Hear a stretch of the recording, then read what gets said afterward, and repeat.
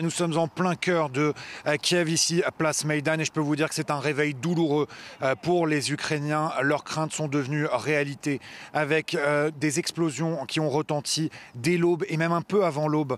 Cette offensive de grande envergure lancée par la Russie, par le président russe Vladimir Poutine contre l'Ukraine. Alors ici, on a entendu des bombardements très régulièrement depuis ce matin, depuis l'aube.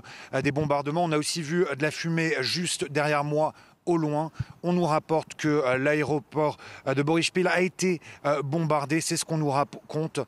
L'espace aérien ukrainien, bien sûr, fermé par les autorités ukrainiennes qui prennent des décisions tout de suite, qui demandent de l'aide aussi, bien sûr, de la part de la communauté internationale. Donc on a entendu des explosions au loin. On n'en a pas entendu aux abords ici de la place Maïdan. On a aussi entendu des sirènes qui retentissaient régulièrement pour inviter les Ukrainiens et la population ici de Kiev à se mettre à l'abri. Une situation forcément très tendue. Tout à l'heure, nous parlions il y a quelques minutes avec des Ukrainiens qui se promenaient encore. Il y a assez peu de monde, il faut le dire, dans la rue.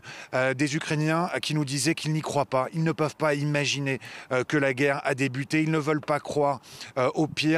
Et donc, beaucoup de craintes ici, mais aussi de l'incompréhension.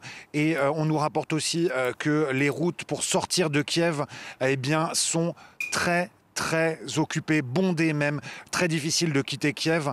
J'ai parlé aussi notamment avec une Ukrainienne qui me disait qu'elle essayait d'évacuer sa famille, et on peut imaginer que beaucoup d'habitants ici à Kiev vont essayer d'évacuer leur famille, même s'il faut le dire, il est encore très tôt ici dans la capitale ukrainienne, donc on peut imaginer que dans les prochaines heures, les choses vont s'accélérer. Alors pour l'instant aussi, un petit peu de circulation ici, mais c'est encore très calme ici à Kiev ce matin, mis à part bien sûr ces bombardements, ces explosions, et les Ukrainiens, on peut l'imaginer, qu'ils restent chez eux. En tout cas, ils ont été invités par les autorités à rester chez eux pour rester sains et saufs.